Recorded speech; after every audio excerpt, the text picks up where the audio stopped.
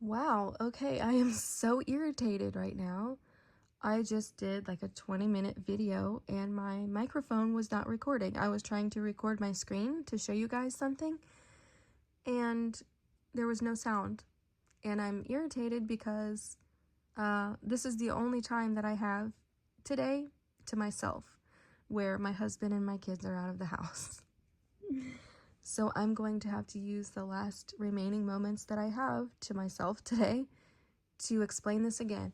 And I'm actually going to keep this short because I came to a revelation while I was recording that video. And that revelation is that something that I heard somebody else say in a video this morning, which is now that the Lord has borne witness in our spirits that what we have thought is true, it's almost like you don't want to say too much on here because it's the same reasoning that why Jesus spoke in parables and in mysteries and little riddles like that, because he wanted those who are supposed to get it, but those who aren't supposed to get it, they're not going to get it. But it's almost like as I was saying more and explaining things more, I'm like, maybe I shouldn't say too much because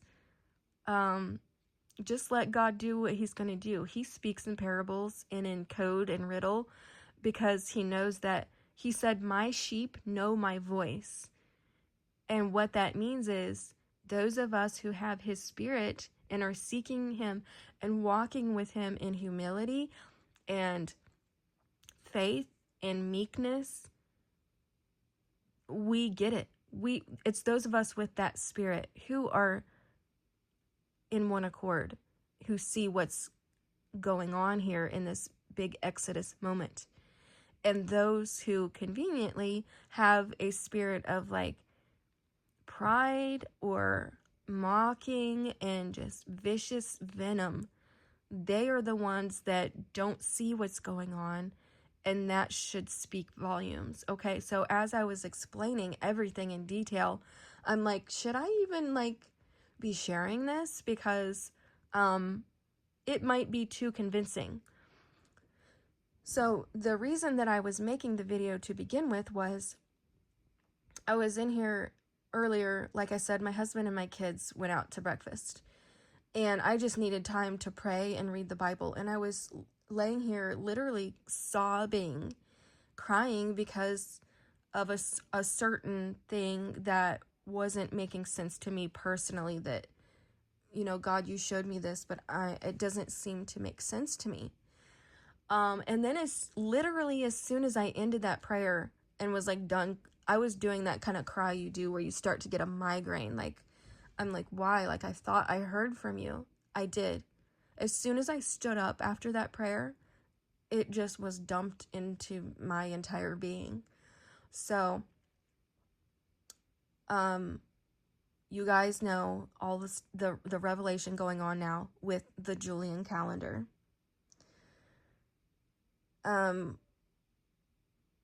There's 13 days missing, right? So there was a vision that I have told you guys about multiple times that I received on Resurrection Day around that timing. That I saw a vision or a dream, I can't remember which one it was, but I saw Jesus and he was doing a math problem. And it was almost like he was working in his hands with like a Rubik's Cube or something to do with numbers.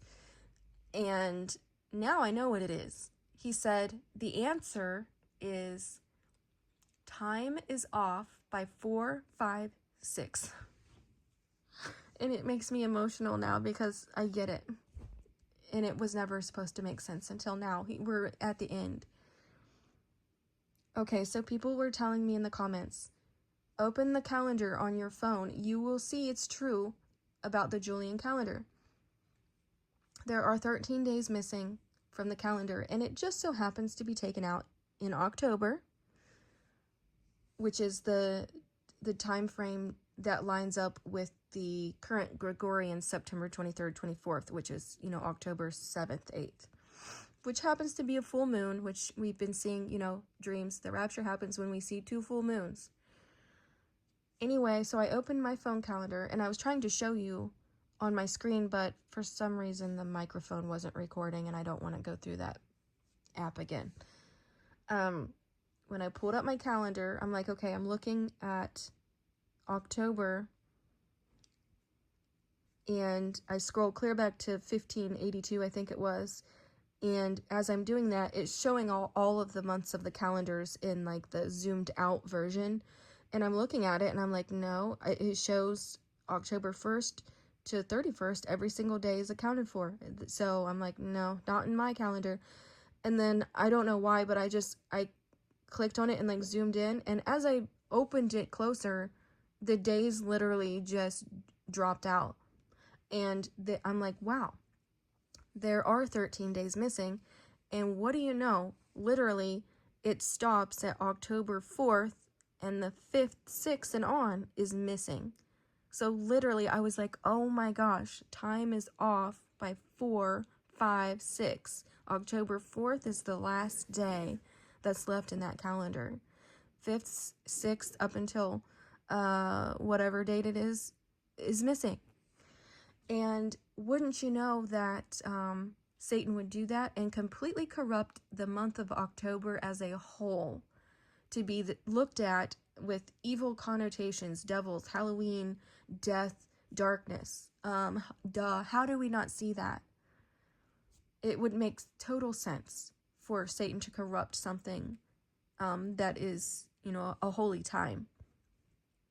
Personally, every time October rolls around, I just get this disgusting feeling because I'm like, here comes all the people around me saying like, why don't you celebrate Halloween? Why don't you teach your kids about Halloween? And, wanting to put my kids in devil costumes and stuff. And I just get so sick of it that I literally this year, I booked a cabin trip on Halloween to escape that because I'm tired of trying to explain to these people that is not honorable to God. And I don't know how they can't see that, but I do because they're blinded. But I just didn't want to deal with it this year. And I'm like, I booked a cabin trip, which I actually ended up canceling because I explained to you guys a few weeks ago that me and my husband and my 2 daughters, we were almost killed in a carbon monoxide scare that turns out to be, it was probably a criminal act that was done by a bunch of environmentalist anti-gas people that had stayed in the cabin before us. Anyways, it seemed like something was compromised, and they were there to prove the point that gas is bad. Anyway, we could have been killed in that. And so after that, I'm like, I'm traumatized from the event, and I'm like, I can't risk something like that. And apparently it is a common thing that people do die in cabin trips from carbon monoxide scares like that, because it was only when in the nighttime, after we put our girls to bed, it was getting cold and we turned on the heat. So anyway, I'm like, no, I cannot go to this cabin trip on Halloween, and I canceled it.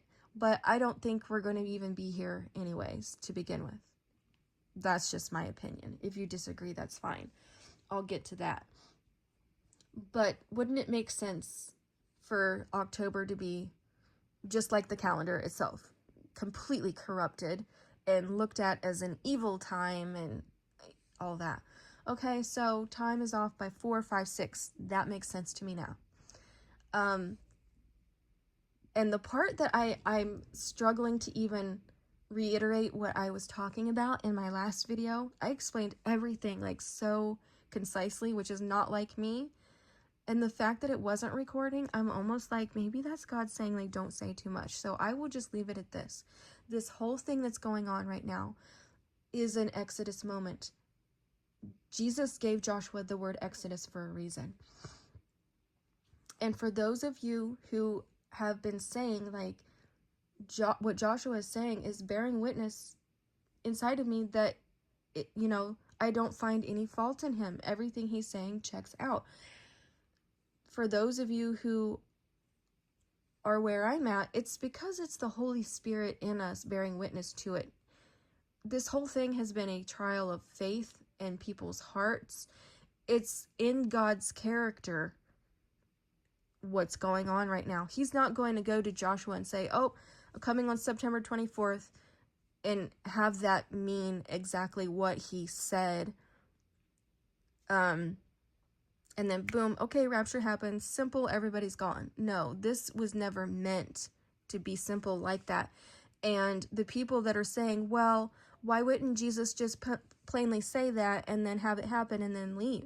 He's lying, or Joshua's lying. No, not at all. If you know anything about God, who was it in the Bible? What was their spirit? Who said, Jesus, why don't you just tell us plainly what you're trying to say?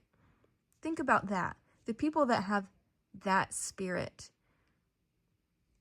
So I'll just kind of leave it at that. But the thing of it is, Jesus spoke in parables and riddles and mysteries and hidden code and in ways that doesn't seem to, on the surface, make sense, because it doesn't.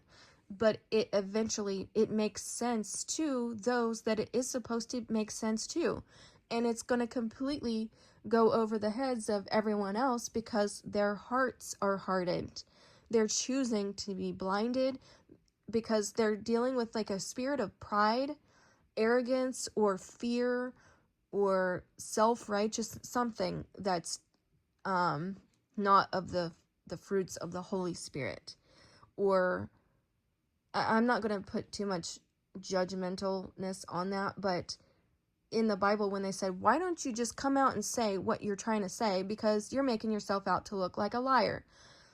It is Jesus's character to come to Joshua and say what he said, knowing that that's not the completeness of it, because then everyone's looking at Joshua. Oh my gosh, he has all the answers. He's the one. Glorify, glorify.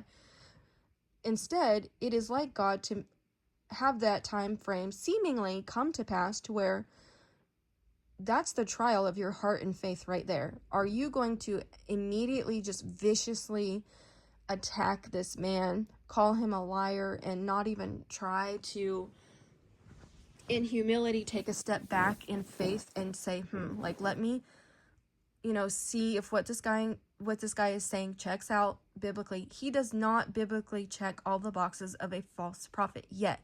If you can agree that we live in a secular world where the times and seasons and calendars are all corrupted, then you by default have to admit that Joshua was not wrong in what he said, because you would have to say, yeah, it's true. The evidence is right there on your phone to begin with. When you zoom into that calendar, those days are missing. So why would Jesus, a God who is outside of time and does not conform to what man changes or what the devil corrupts, he's not going to say, oh, well, I guess Satan, threw a monkey wrench in and corrupted stuff, so I guess I'm just going to have to align myself to that time frame. No. Can you not see God's fingerprints in how he's doing this?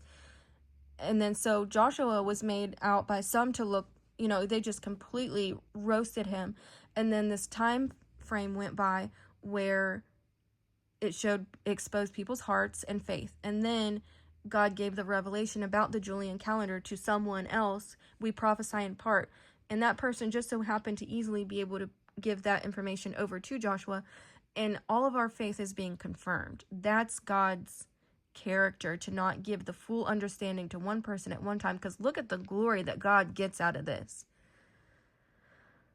I think my family's back, so I don't have any more time to explain the rest, but I don't think I'm supposed to. For those of you who are being told you're on track, you are right. Your faith is right, and not everybody's supposed to get this, so we shouldn't be trying to force these people to see what we're seeing, because just let them be, because God's dealing with that. All right, bye.